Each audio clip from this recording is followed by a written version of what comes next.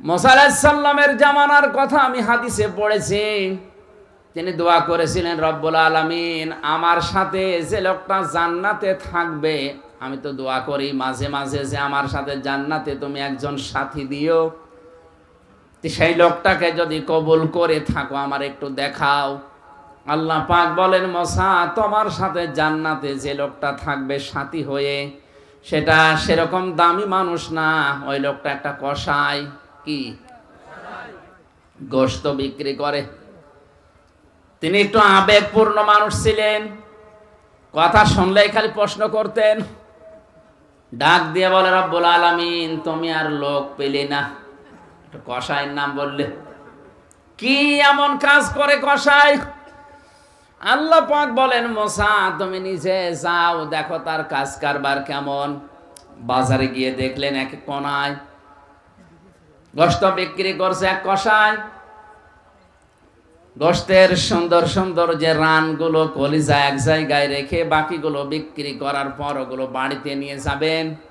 মুসা নবী পেছন দিয়ে ডাক দিয়ে বললেন, আল্লাহর বান্দা আমি আপনার বাড়ির মেহমান হতে চাই, রাজি আছেন? চলেন। বাড়িতে নিয়ে বসালেন, ঝোপড়ি থেকে কি যেন পারলেন, নিজের হাতে গোশতগুলো রান্না করে ওই মহিলার মুখে তুলে তুলে দিলেন। মেয়েটা দোয়া করছিল, রব্বুল আলামিন আমার এই সন্তানটা আমার স্বামী মারা যাওয়ার পর থেকে আজ পর্যন্ত আমার পেছনে যেভাবে খেদমতে লেগে আছে, আমি মায়ের কলিজা ঠান্ডা হয়ে গেছে। আমি দোয়া করলাম, জামানার নবী মুসার সাথে আমার এই সন্তানকে তুমি জান্নাতে দিয়ে দিও। আল্লাহর নবী জানিয়েছেন, মা বাবা যদি মুখ থেকে সত্যি কিছু বের করে, ওটা সঙ্গে সঙ্গে আরশে পৌঁছিয়ে যায়। এই জন্য দুনিয়ায় যার সাথেই বিয়াদবি করেন না কেন, অন্তত এই দুইজন থেকে খুব সেবে থাকা লাগবে, সতর্ক থাকা লাগবে। একজন নিজের আপন মা আর একজন নিজের আপন বাবা। অনেকেই দুইজনের সাথে বিয়াদবি করছে, কিন্তু অনেক বাবা আছে তাদের সাথে কোনো বিয়াদবি করেও না, করলেও ভয় পায়। এদেশে তো এখন দিন দিন বাবার সংখ্যা বেড়ে যাচ্ছে, আরে চট্টগ্রামে বাবা বেশি।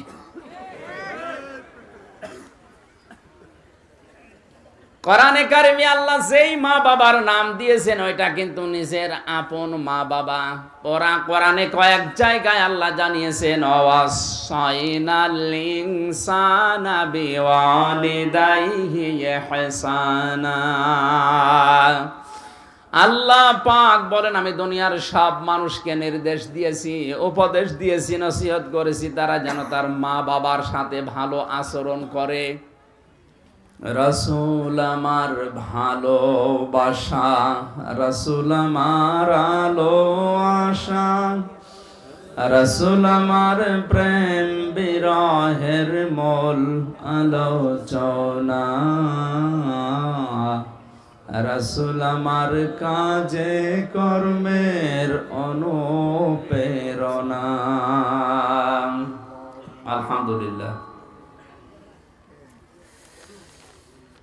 কক্সবাজার জেলার পেকুয়া থানার অন্তর্গত উত্তর মেহেরজান তাফসির ময়দানে পেকুয়া আল ইখওয়ান ইসলামী যুব কল্যাণ পরিষদের উদ্যোগে আয়োজিত ৩৬তম ঐতিহাসিক তাফসিরুল কোরআন মাহফিলের স্বনামধন্য সভাপতি, বারোবাখিয়া ইউনিয়ন পরিষদের সম্মানিত চেয়ারম্যান, আমাদের অভিভাবক, বিশিষ্ট আলেমে দ্বীন, আমার আরাফাতের ভাই আলহাজ মাওলানা AHM বদিউল আলম জিহাদি, আতালাল্লাহু উমরাহু ওয়া বারাকাল্লাহু ফি হায়াতি। আমিন। মাহফিলের প্রধান অতিথি শাইখুল মাশায়েখ, এই এলাকার সম্মানিত মাননীয় সংসদ সদস্য, গণমানুষের নেতা জনাব সৈয়দ মোহাম্মদ ইব্রাহিম বীর প্রতীক, দামাত বারকাতুহুমুল আলিয়া,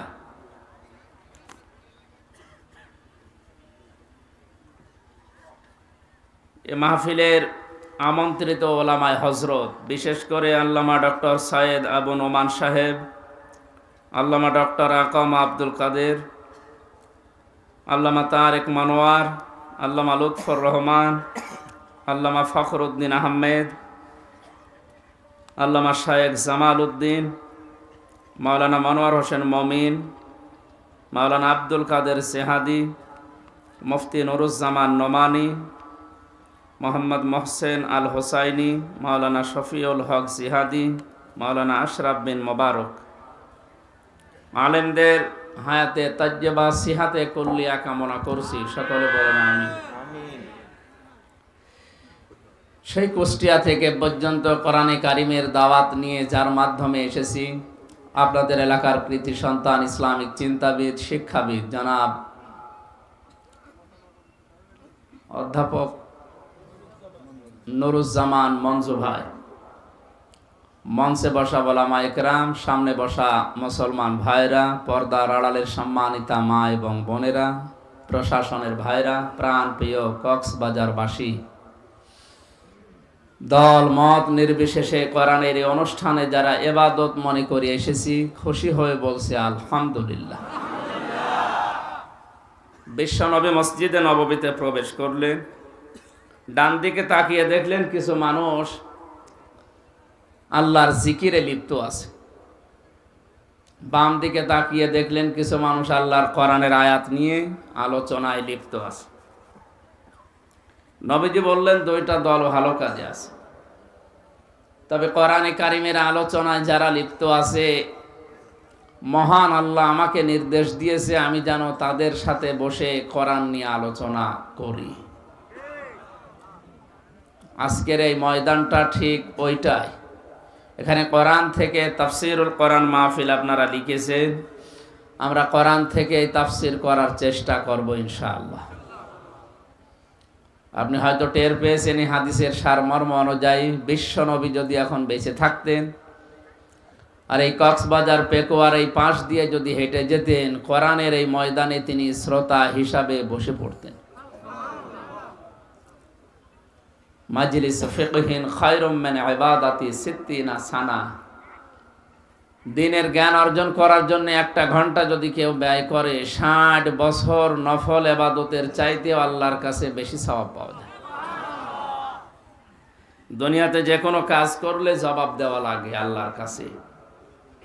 কোরআনের জন্য যে সময় ব্যয় হবে কিয়ামতে, এই সময়ের হিসাব আল্লাহর কাছে দেওয়া লাগবে না। আজকে যে সময়টুকু ব্যয় করছেন বা সামনে কয়েক ঘন্টা আরো ব্যয় হবে, কিয়ামতে যখন আল্লাহ জবাব নেবে, এই কয়েক ঘন্টা আমাদের জীবনে জবাব দেওয়া লাগবে না। অন্তত এই নিয়ামত দিয়ে যিনি আমাদেরকে আজকের এই দিনে ধন্য করলেন এলাকার মাধ্যমে, আর একবার বলছে আলহামদুলিল্লাহ।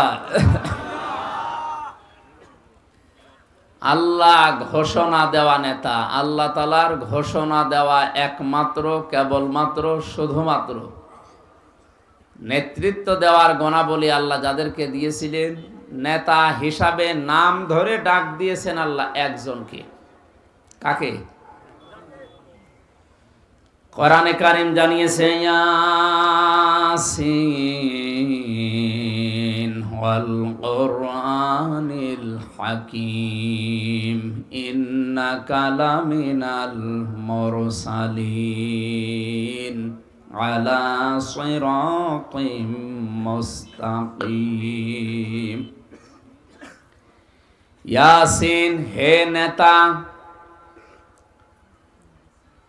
তাফসিরে কাবীর আল্লামা ফখরুদ্দিন রাজি রহমতুল্লাহ আলাইহি বিশাল তাফসিরে ইয়াসিন শব্দের ব্যাখ্যা করতে গিয়ে তিনি 5টি অর্থ দিয়েছেন। ইয়া মানে হে, সিন মানে সাজ্জেদ। সাইয়েদের ব্যাখ্যায় তিনি 5টি অর্থের প্রথম দিয়েছেন সাজ্জিদুল আলামিন, দ্বিতীয় নম্বরে সাজ্জিদুল বাশার, 3 নম্বরে সাজ্জিদুল কাউনাইন, 4 নম্বরে সাজ্জিদুল আম্বিয়া, 5 নম্বরে সাজ্জিদুল মুরসালিন। সাইয়েদুল আলম দেননি তিনি, আলামিন জানিয়েছেন। আলমের বহু বছর আলামিন জানিয়ে শুধু এই বাংলাদেশ, এই পৃথিবী না, যত জগৎ আল্লাহ বানিয়েছেন ওই সমস্ত জায়গায় যদি আল্লাহর সৃষ্টি থাকে, সেই জায়গার জন্যেও আমাদের নবী মুহাম্মদুর রাসূলুল্লাহ নেতা। সাইয়েদুল বাশার, মানুষের নেতা, মানুষ নামে পদবাচ্যে যারা বিবেচিত, মানুষ দাবি করার পরেও কোনো মানুষ যদি বিশ্ব নবীকে নেতা মানতে না পারে, আল্লাহর দৃষ্টিতে সে আর মানুষ নেই। বিপরীতটা আশা করছি আপনার বিবেকে ধাক্কা লাগবে কথাগুলো। কারণ কোরআনে কারিম যদি কোনো মানুষের মন নরম করতে না পারে, ওর মন নরম করার জন্য দুনিয়ার কোনো যন্ত্র নেই। মানুষ দাবি করার পরেও যদি বিশ্ব নবীর নেতৃত্ব কারো ভালো না লাগে, তাকে যদি নেতা মেনে জীবন চালাতে না পারে, বুঝতে হবে ওটা মানুষ না, ওটা জানোয়ার। 3 নম্বরে সাজ্জাদুল কাউনাইন, শুধু এই জগৎ না, উভয় জগতেই তিনি আমাদের নেতা। 4 নম্বরে সাজ্জাদুল আম্বিয়া, শুধুমাত্র দুনিয়ার সাধারণ মানুষ না, নবী হিসাবে আল্লাহ যাদেরকে পাঠিয়েছেন দুনিয়ায়, তারাও মুহাম্মদুর রাসূলুল্লাহকে নেতা হিসাবে মেনে নিয়েছেন। 5 নম্বরে সাজ্জাদুল মুরসালিন, শুধু নবী না, রসুল হিসাবে আল্লাহ যাদেরকে পাঠিয়েছিলেন, এই সমস্ত রসুলরাও দুনিয়াতে ঘোষণা দিয়েছে আমাদের নেতা মুহাম্মদ সাল্লাল্লাহু আলাইহি সাল্লাম। মেরাজের এই রাতে আল্লাহর আসমানে বাইতুল মামুরে ফেরেশতারা নামাজ আদায় করে, নবীদের রূহকে আল্লাহ ওই জায়গায় হাজির করেছিলেন। মুহাম্মদুর রাসূলুল্লাহকে আল্লাহ ফেরেশতা জিবরাইল ডাক দিয়ে বলেন, হে রাসূল, এই যে জায়গাটা খালি আছে, এটা ইমামতির এই মুসাল্লা, পেছনে যারা দাঁড়িয়ে আছে এরা একটাও সাধারণ মানুষ না, এরা নবী, এরা রাসূল, এরা ফেরেশতা। আজকের এই ময়দানে ইমাম হওয়ার জন্যে, নেতা হওয়ার জন্যে এই জায়গাটা আপনি বাদে আর কেউ যোগ্য না। আপনাকে দিয়ে আজ 2 রাকাত নামাজ এদের আদায় করি আল্লাহ ঘোষণা দিয়েছেন, ইন্নাকা লামিনাল মুরসালিন, অবশ্যই হে নবী আপনি আমার রাসূল, শুধু রাসূল না, আপনাকে আমি ইয়াসিন বলে ঘোষণা দিলাম। আয়াতের তাফসিরে আমি যতটুকু বুঝেছি, ইয়াসিনের নাম আল্লাহ দুনিয়ায় কাউকে ডাক দেননি। নবীজিকে আল্লাহ 7টা নাম দিয়ে ডাক দিয়েছিলেন, তার ভেতরে অন্যতম হচ্ছে ইয়াসিন। জোরে বলেন আল্লাহু আকবার। আমার এই ছোট কথায় মূল কথা হচ্ছে এটা, বিশ্ব নবী মুহাম্মদুর রাসূলুল্লাহকে নেতা হিসাবে মেনে নিতে হবে। ঘোষণা নামাজ, রোজা, হজ, যাকাতের মতোই ফরজ। এই জন্য আমি গজলের এই 2 কলি বলেছিলাম, রাসূল আমার ভালোবাসা, রাসূল আমার আলো আশা, রাসূল আমার প্রেম বিরহের মূল আলোচনা, রাসূল আমার কাজে কর্মের অনুপ্রেরণা। জোরে বলেন আমিন। এই কথাটা যদি আপনি মুখ দিয়ে যা বললেন, প্র্যাকটিক্যাল লাইফে সত্যি মানতে পারেন, কোরআন শরীফ আমার সামনে, আমি ইয়াসিন এর দিকে তাকিয়ে গ্যারান্টি দিতে পারি আপনাকে আল্লাহ জান্নাত দিবে। কিন্তু মুখের কথা আর মনের কথা এক হওয়া লাগবে। এই সমস্ত ধর্মীয় অনুষ্ঠানে আসলে মানুষের ঈমান, আবেগ এত বেড়ে যায়, হাত তুলতে বলতে ঠ্যাং তুলে ফেলে। এখান থেকে বের হয়ে গেলে সামিয়ানা পার হলে আর মনে থাকে না। আমি এর আগে চট্টগ্রামে বলেছিলাম একবার, যে মানুষ আল্লাহর দরবারে কবুল হওয়ার 7টা নিয়ম আছে। সাহাবা একরাম যে আল্লাহর দরবারে কবুল হয়ে তাদের জন্য রাদিয়াল্লাহু আনহুম ওয়া রাদু আনহু নাজিল করেছেন, এমনি না। 1 নম্বরে কারণ তাদের মুখে যা ছিল মনে ওইটাই ছিল। তো আমরা বাঙালি তো আমাদের মুখের কথার সাথে মনের কথার মিল নেই। কাবা শরীফ তাওয়াফ করছিলাম 16 সালে, হঠাৎ দেখি একজন কাঁদতেছে, হাও মাও করে কাঁদে। ডাক দিয়ে বললাম, মুরব্বী বাড়ি কোথায়? বাংলাদেশ। কোথায়? নোয়াখালী। কাঁদেন কেন? মরব। মরবেন মানে? আমি আর দেশে যাব না, দেশে কিছুই নেই, এখানে আল্লাহর ঘর আছে, নবীজির রওজা আছে মদিনায়, দেখার মতো, ইবাদতের মতো বহু জায়গায়, এখানে আল্লাহ যেন মরণ দেয়, এখানে আমি আর যাব না। বললাম হোটেলে চলে, যেখানে থাকি হোস্টেলে নিয়ে আসার পরে নাস্তা দিলাম, বাইরে তাকিয়ে দেখি ঝড় হচ্ছে। বললাম, মুরব্বী প্রস্তুতি নেন। কেন? আপনি যে দোয়া করলেন আপনি আর যাবেন না, যে ঝড় উঠেছে আপনাকে শুধু আমি বের করে দেব, আপনি মরবেন। বলছে, বাবাজি এ দোয়া তো আমি এবছরের জন্য করিনি, আগামীতে যদি আসি তখন ঝড় দেখিয়ে দোয়া পাল্টে ফেলিস। এর মুখের কথার সাথে মনের কথার কোনো মিল আছে? বলেন বলেন। এখানে যারা ইয়াসিন এ শব্দের ব্যাখ্যা 5টা শোনার পরে মুখ দিয়ে আবেগে বললেন, রাসূল আমার কাজে কর্মের অনুপ্রেরণা, তাকে ছাড়া আর নেতৃত্বে কাউকে আমি মানি না, তো এই কথা তো আমার মনে হচ্ছে এটা মুখের। সারা বাংলাদেশের 64 জেলার আমার কোনো জেলা এমনকি কোনো থানাও বাকি নেই। 2-1টা থানা আছে যেখানে মুসলমান নেই, উপজাতি, তাছাড়া বাকি কোনো থানা আমি একবার হলেও গেছি। তো এই জায়গাগুলোতে আমি যা দেখলাম, আমি তো 20, 21, 22, 23 ছিলাম ভেতরে, তার আগে পর্যন্ত মানুষ যেভাবে নবীজির নেতৃত্ব মানার জন্য হাত তোলে, বাইরের মানুষ বাদ দিলাম, শুধু এই থামিয়ানার নিচে যারা আছে এরাও যদি কথাটা অন্তত এর থেকে বের হয়ে ঠিক রাখতো, এদেশে নবীজির নেতৃত্ব ছাড়া আর কারো নেতৃত্ব চলতো না। আপনি রাজনীতির গন্ধ না খুঁজে বিবেক খাটান, আপনাকে আমি বাঁচার জন্য বললাম।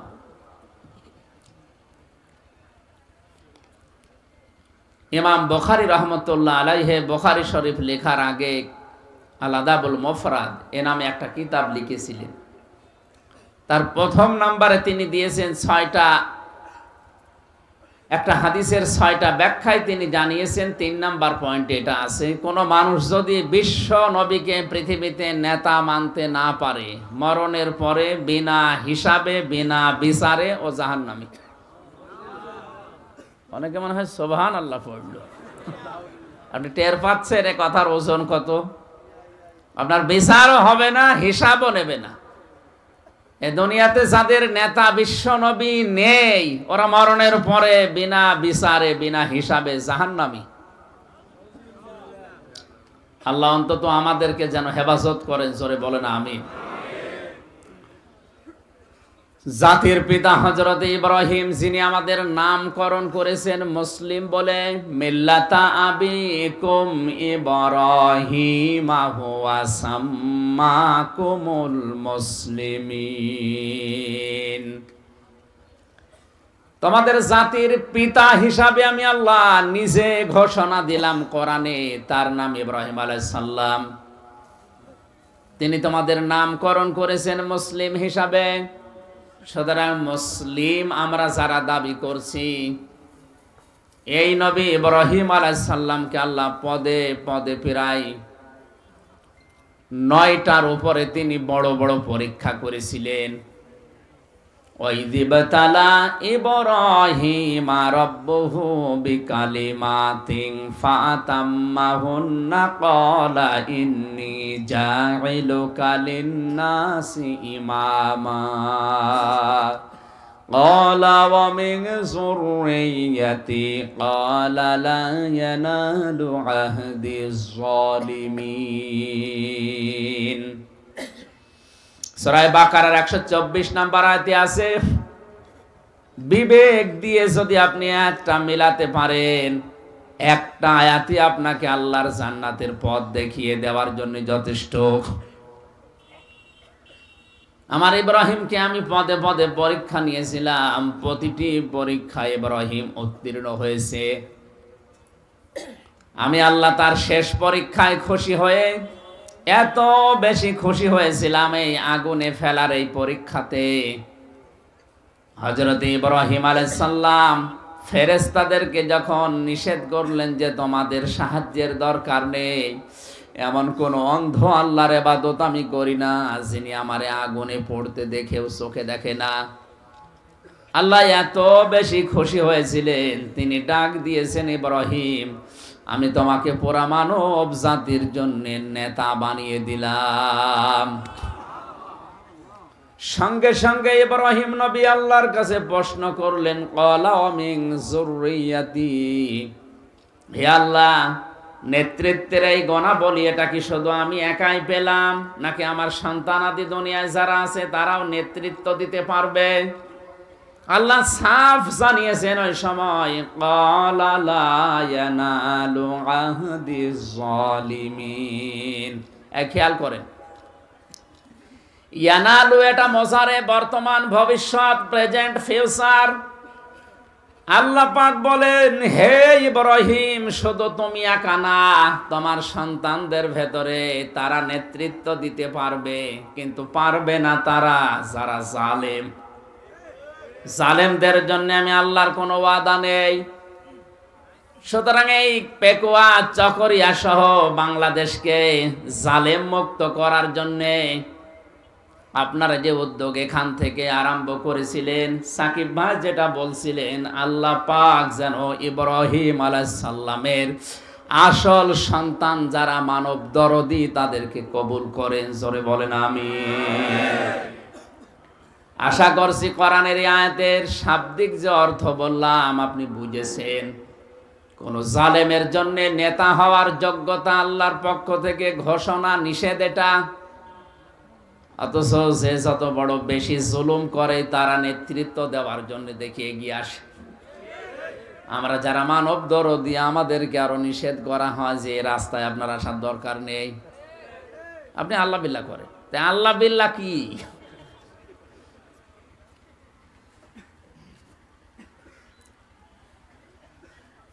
সূরা মুদ্দাসসির থেকে আমি কয়েকটা আয়াত তেলাওয়াত করেছি। খুব অল্প সময় আমার শরীরের অবস্থা এবং আরেকটা অনুষ্ঠানের দিকে তাকিয়ে খুব অল্প সময়ে সামারাইজ করে কথাগুলো বলছি। আল্লাহ রাব্বুল আলামিন সাকার নামক একটা জাহান্নামের নামকরণ করেছে কোরআনে কারিমে।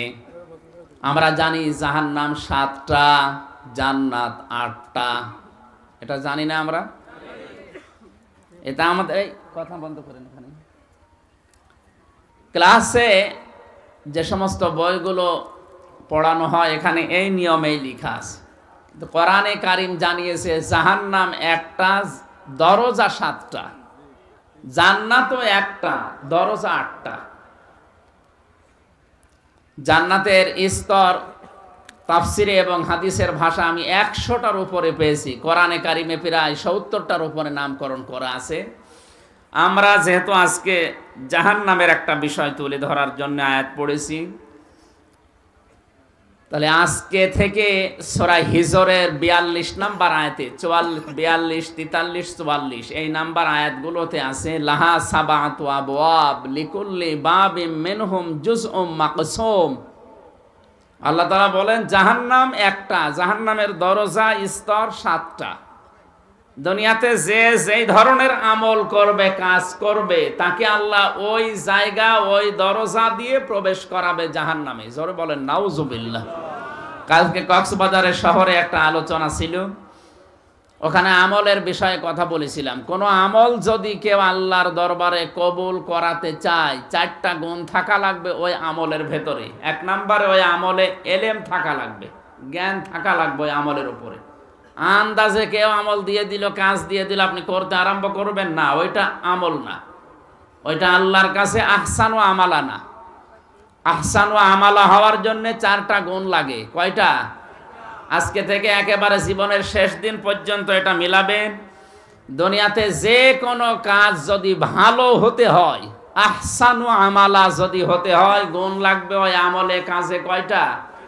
এক নম্বরে এলেম লাগবে, 2 নম্বরে ওর ভেতরে নিয়ত থাকা লাগবে, খালেস নিয়ত, 3 নম্বরে ওই কাজে ধৈর্য থাকা লাগবে, 4 নম্বরে ইখলাস থাকা লাগবে। তাছাড়া কোনো আমল আহসান ও আমালা হবে না। ওই আমলগুলো করলে কোন জান্নাতের দরজা দিয়ে স্তরে আপনি থাকতে পারবেন, কালকে আলোচনা ছিল, আমি পড়াটা শেষ করতে পারি নাই। আজকে আয়াত পড়েছি যেহেতু জাহান্নাম সংক্রান্ত। যে যেই ধরনের কাজ দুনিয়ায় করবে, কিয়ামতের দিন আল্লাহ জাহান্নামের ওই দরজা দিয়ে তাকে প্রবেশ করাবে। আমরা দুনিয়াতে এই যে ক্লাস 1 থেকে 10 পর্যন্ত একটা হাই স্কুল মনে করেন, এখানে যে যেই ক্লাসে পড়ে সে ওই দরজা দিয়ে প্রবেশ করে। ক্লাস 1-এ পড়ে, ক্লাস 9-এ যে ক্লাস করতে পারবে? তাহলে দুনিয়াতে আপনি যেই কাজ করেছেন, কিয়ামতের ময়দানে আপনার জন্য ওই রকম স্তর আল্লাহ বানাবে। জান্নাতের স্তর আমি পেয়েছি 100টার উপরে, জাহান্নাম পেয়েছি মাত্র 7টা। কয়টা বলেন বলেন? আপনি এখান থেকে আজকে যতটুকুই হোক আপনি মিলাবেন যে আপনার অবস্থান এখন কোথায় আছে, আপনি জান্নাতের দরজা না জাহান্নামের কোন দরজা দিয়ে প্রবেশ করার উপক্রম বা উপযুক্ত হয়ে আছেন। যদি থাকেন ওখান থেকে থেমে যাবেন, ফিরে আসবেন, তাহলে এই তাফসির মাহফিল সফল হবে। আল্লাহ আমাদেরকে এই ভাঙ্গা ভাঙ্গা গলায় যে কথাগুলো বলছি মেনে চলার যেন তৌফিক দেন। জোরে বলেন আমিন। সূরা মুদ্দাসসির কোন সূরা? জবান খুলে বলেন কোন সূরা? মুদ্দাসসির শব্দের শাব্দিক অর্থ কম্বলওয়ালা, চাদরওয়ালা। নবীজিকে আল্লাহ রাব্বুল আলামিন যে 7টা নামে ডাক দিয়েছিলেন দুনিয়ায় আদর করে, তার ভেতরে এই মুদ্দাসসির একটা। প্রথম নাম্বার একটা বলেনি কি? ইয়াসিন, তাহা, মুজাম্মিল, মুদ্দাসসির, আহমদ, মুহাম্মদ। আর একটা আছে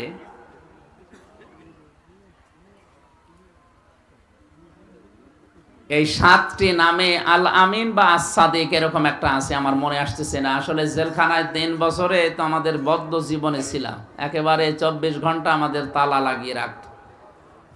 যদিও আমাদের মামলা নরমাল মামলা, আমরা কিছুই জানি না, এরপরে রেখেছে এমন জায়গায় যে দুনিয়ায় আমরা কি কিছুই জানি না। ফাঁসির আসামিরা যে কন্ডেম সেলে থাকে ওই জায়গায় 3 বছর একাধারে দুনিয়া থেকে একেবারে বিচ্ছিন্ন। পড়াশোনাও তো সেরকম করার কোনো সুযোগ নেই, শুধুমাত্র বঙ্গবন্ধুর বই আছে, পারলে পড়েন, না পারলে আল্লাহ আল্লাহ করেন। ও বই পড়তে পড়তে পুরো মুখস্থ করে ফেলিস। ওনার চেন সফর, ওনার সে রোজনামসা, শুধু ওইটাই আর কোরআন শরীফ। এই জন্য অনেক জানা জিনিস বা অনেক জানা জ্ঞান যেগুলো ছিল এগুলো ভুলে গেছি। আবার অন্তত এরকম অনুষ্ঠানগুলো 8-10টা করলে আশা করছি ঠিক হয়ে যাবে, আপনাদের দোয়া চাচ্ছি। আমার নানি শাশুড়ি বলছিলেন যে বক্তার গলা আর জুতার তলা সমান। মানে বক্তার গলায় কিছু বাঁধে না, কারণ জুতার তলায়ও কিছু বাঁধে না, বাঁধবে না ইনশাল্লাহ আর কয়েকদিন পরে। আমি পড়াশোনা শুরু করেছি, চালাতে চালাতে ইনশাল্লাহ আপনাদের কাছে নতুন নতুন তথ্য নিয়ে আসবে। এই তো গত সামনে 19 তারিখে, জানুয়ারির 19 তারিখে আপনাদের থেকে মনে হয় 1/2 কিলোমিটার দূরে ওই যে নিয়ামতুল্লাহ নিজামী নামে একটা ছেলে আছে, ও একটা মাহফিল দিয়েছে। ওই জায়গায় রাত 9টা থেকে 11টা পর্যন্ত। ওখানে একটা গুরুত্বপূর্ণ বিষয়, ইব্রাহিম আলাইহিস সালামের জীবনের 50টা পরীক্ষা আমি ওখানে বলবো ইনশাআল্লাহ। আমার শরীর যদি সুস্থ রাখে আল্লাহ, আর যদি সঠিকভাবে আসতে পারি। আজকে এই মাহফিলটায় কাদের ভাই আসলে জোর করেই নেওয়ার মতো। বাড়ি আমার শ্বশুরের এলাকায়, আসলে না নিলে আবার ম্যাডামরে ধরবে, বাড়িতে সে ঝামেলায় পড়বো, বাধ্য হয়ে নেওয়া। বলছি না, আধা ঘন্টা মতো একটু কথা সালাম বিনিময় করে আপনার ওই আসল মাহফিলে চলে যাবেন। আপনারা আজকে অন্তত কিছু যেন মনে করেন না, আমি খুব অল্প সময় আয়াতটা বোঝানোর চেষ্টা চালাচ্ছি। জবান খুলে আপনি একটু পড়েন, আউযু বিল্লাহি মিনাশ শাইতানির রাজিম।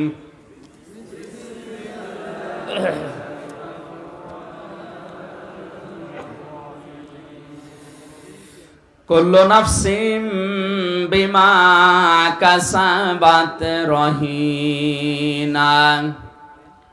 ইল্লা সাহাবাল ইয়ামিন।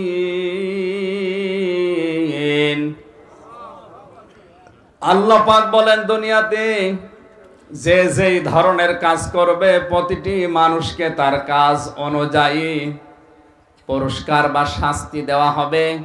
কেউ কারো জন্য কাজের জন্য অন্তত দায়ী না। এখান থেকে ছোট্ট একটা তথ্য আমি পেয়েছি। আজ বাংলাদেশে যে যে জায়গায় আছেন অনেকে উপরের অর্ডার শুনে নিচের মানুষদের উপরে জুলুম অত্যাচার করে না, এটা এই দেশে নেই? দুনিয়ার সব জায়গায় এটা চলছে। এই দেশে এখন দিন দিন বাড়ছে। বলে আমার কোনো দোষ নেই হুজুর, উপর থেকে অর্ডার। এই যে উপরের থেকে অর্ডার, এই কথা আপনি যতই বলেন না কেন আপনার নিজের এই কাজের জন্য আপনি নিজেই দায়ী। হ্যাঁ, উপরে যিনি অর্ডার দিয়েছিলেন অন্যায় করার জন্য, এই অন্যায়ের জন্য সে দায়ী হবে, তার জন্য সে আলাদা বিষয়। কিন্তু এই কাজ করার জন্য যে গুনাহ হয়েছে এটার জন্য আপনি দায়ী। কোরআনে কারিমে সূরা শূরা 42 নম্বর আয়াতটা আমার কাছে সবচাইতে ভয়ঙ্কর মনে হয়। ইন্নামাস সাবিলু আলাল্লাযীনা ইয়াযলিমুনান নাস ওয়া ইয়াবগুনা ফিল আরদি বিগাইরিল হক উলাইকা লাহুম আযাবুন আলীম। আল্লাহ পাক বলেন আমি আল্লাহর অভিযোগ, আমি আল্লাহর মামলা, আমি আল্লাহ কেস করব তাদের বিরুদ্ধে যারা মানুষ হয়ে মানুষের উপরে জুলুম করছে, ভবিষ্যতেও করবে। কক্সবাজারবাসী এখানে আল্লাহ ইয়াজলিমুন আল মুসলিমুনা দেননি, দিয়েছেন ইয়াজলিমুনান নাস। এটা মজারে বর্তমান ভবিষ্যৎ, প্রেজেন্ট ফিউচার। পৃথিবীতে যে কোনো মানুষের উপরে যদি কেউ জুলুম করে, তার অধিকার নষ্ট করে, ওই লোকটা তখন নিজেই আল্লাহর মামলার আসামি হয়ে যায়। আমরা জানি দুনিয়াতে যে যে ধরনের এই লোকটার মামলার বাদী যদি ওই রকম দুর্বল হয়, জেল থেকে বের হওয়া কোনো ব্যাপারই না। এই কথা বলছে না কেন? আপনার মামলার বাদী যদি হয় রাস্তার ফকির, জেলে যেতে দেরি, সকালে আপনি বের হয়ে যাবেন। মামলার বাদী যদি হয় আপনাদের এলাকার যিনি এমপি, বের হওয়া অত সহজ না। দেশের সর্বোচ্চ দায়িত্বে যিনি আছেন তিনি যদি মামলার বাদী হয়, আপনার বের হওয়া কিয়ামত। তামাম দুনিয়ার যিনি মালিক, মহান রব্বুল ইজ্জাত ওয়াল জালাল, তিনি নিজে জানিয়েছেন আমি মামলার বাদী। এই আয়াতটা পড়ার পরে আমার মনে হচ্ছে বাংলাদেশে এখন অনেকেই আল্লাহর মামলার আসামি। আপনাকে আমি থামার জন্য বলছি, থামেন। কার জন্য জুলুম করছেন মানুষের উপরে, মানুষের অধিকারগুলো নষ্ট করছেন, আপনি টের পাচ্ছেন। আমির হামজা মঞ্জু সাহেব যদি কিছু নাও বলে, আপনি কিন্তু আল্লাহর টার্গেট। কিয়ামতে যিনি নিজে বিচার করবেন, তিনি যদি মামলার বাদী হয়ে আপনার বিরুদ্ধে দাঁড়ায়, রায় তো তিনি দিবেন। আলাইসাল্লাহু বিআহকামিল হাকিমিন। আমি কি সব চাইতে বড় বিচারক না? কে বলছে? আল্লাহ। এই জন্য একটু থামা দরকার আমাদের। প্রত্যেকেই তার নিজের কাজকর্মের জন্য সে নিজেই দায়ী। আল্লাহ তাআলা এর আগে থেকে কিছু আলোচনা করতে করতে হঠাৎ করে আলোচনার ধরন পাল্টিয়ে ফেলেছেন। ইল্লা আসহাবাল ইয়ামিনি ফি জান্নাতি ইয়াতাসাআলুন। তবে ডানপন্থী যারা, তারা বাদ দিয়ে, এখানে একটা লক্ষণীয় বিষয়, আল্লাহ পাক কিন্তু ডানপন্থীদের কথা এই আমল কাজ কারবার করার পর পরে জানিয়েছেন। কোরআন শরীফ পড়ে আমি যতটুকু পেয়েছি, আল্লাহ পাক সব চাইতে বেশি খুশি থাকেন, সঙ্গে থাকেন ডানপন্থী যারা তাদের সাথে। দুর্ভাগ্য হলেও সত্য, বাংলাদেশে অনেকে এখন নিজেকে বামপন্থী বলে ঘোষণা দিয়ে আনন্দ পাচ্ছে। বামপন্থী যারা, এরা টাটকা নির্ভেজাল শয়তান। আমরা ডানপন্থী না বামপন্থী? ডানপন্থী কারা দেখি? লিল্লাহি তাকবীর।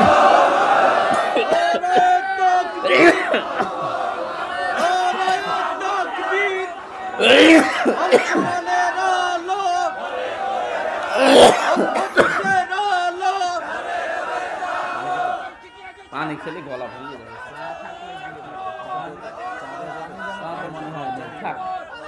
আলহামদুলিল্লাহ ভাই, ঠিক আছে, স্লোগান দেওয়ার দরকার নেই। যে কথাটা বললেন এটা মরণ পর্যন্ত ঠিক থাকবে তো ইনশাআল্লাহ?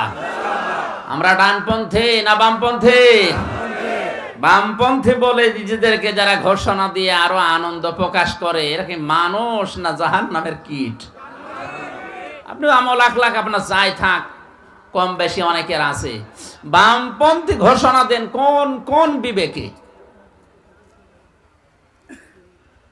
ফি জান্নাতি ইয়াতাসালুন। আল্লাহ আলোচনার ধরন পাল্টিয়ে হঠাৎ ডানপন্থীদের কিছু গুণাগুণ বর্ণনা করতে গিয়ে বলেন, জান্নাতের ভেতরে কিছু মানুষকে জিজ্ঞাসা করবে, তারা নিজেরা জিজ্ঞাসিত হবে। ইয়াতাসালুন মানে জিজ্ঞাসিত হওয়া। কি জিজ্ঞাসা করবে? দুনিয়ায় আমি যাকে পছন্দ করতাম, ভালোবাসতাম, যার জন্য দোয়া করতাম, এই লোকটার দোয়া যদি কবুল হয়ে থাকে, কিয়ামতে আল্লাহ যে জান্নাতে আমাকে প্রবেশ করাবে, তার পাশাপাশি ফ্ল্যাটে ওই লোকটাকে আপনি দেখতে পাবেন। দুনিয়ায় দোয়ার যে মর্যাদা, যে কদর, এটা আমরা অনেকেই জানি না। অধিকাংশ মানুষ নবীজির কাছে যে হাদিয়া দিয়ে দোয়া চাইতেন, এখন এই সিস্টেমটা আস্তে আস্তে পাল্টিয়ে গেছে। এখন আমাদের আর দোয়ার দরকার হয় না। নবীজি নিজে সাহাবায়ে কেরামের কাছে দোয়া চেয়েছেন, অথচ তার আগে পেছনের সব অপরাধী আল্লাহ মাফ করে দিয়েছেন। তিনি একজন নিরপরাধ মানুষ, নিষ্পাপ মানুষ হওয়ার পরেও যদি দোয়া চাইতে পারেন, আমাদের কি হয়েছে? আমরা এই আমলটা আবার শুরু করব দুনিয়ায়। আমরা দোয়া চাওয়ার সিস্টেম শুরু করব। কার দোয়া কখন কোন অবস্থায় আল্লাহর কাছে কবুল হয়ে যায় বলা যায় না। দোয়া করলেই কবুল হবে এমন না, দোয়ার পেছনে দাওয়া থাকা লাগবে। কি থাকা লাগবে? দাওয়া কি? মুসা আলাইহিস সালামের জামানার কথা আমি হাদিসে পড়েছি।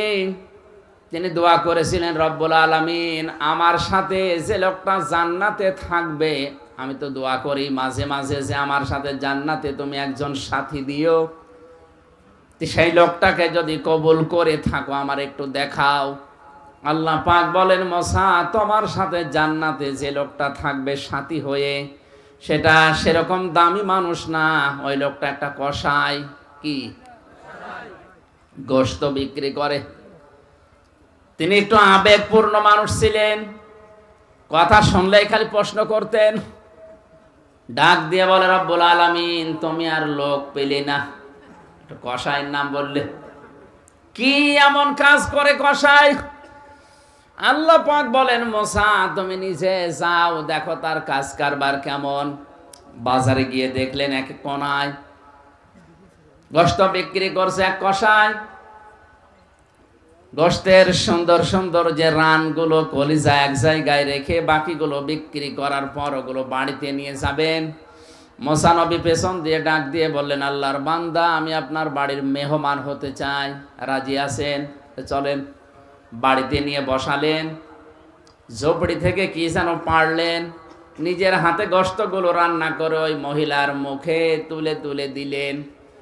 মেয়েটা দোয়া করছিল, রব্বুল আলামিন, আমার এই সন্তানটা আমার স্বামী মারা যাওয়ার পর থেকে আজ পর্যন্ত আমার পেছনে যেভাবে খেদমতে লেগে আছে, আমি মায়ের কলিজা ঠান্ডা হয়ে গেছে। আমি দোয়া করলাম, জামানার নবী মুসার সাথে আমার এই সন্তানকে তুমি জান্নাতে দিয়ে দিও।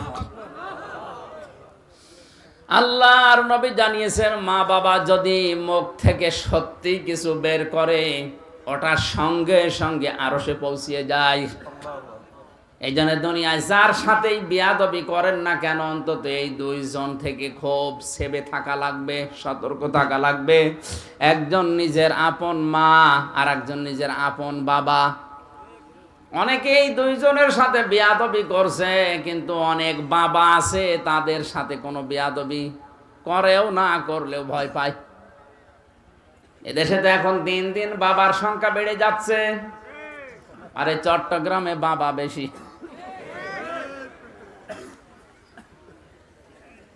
কোরআনে কারিমে আল্লাহ যেই মা বাবার নাম দিয়েছেন ওইটা কিন্তু নিজের আপন মা বাবা। কোরআনে কয়েক জায়গায় আল্লাহ জানিয়েছেন, ওয়াসাইনাল ইনসানা বিওয়ালিদাইহি ইহসানা।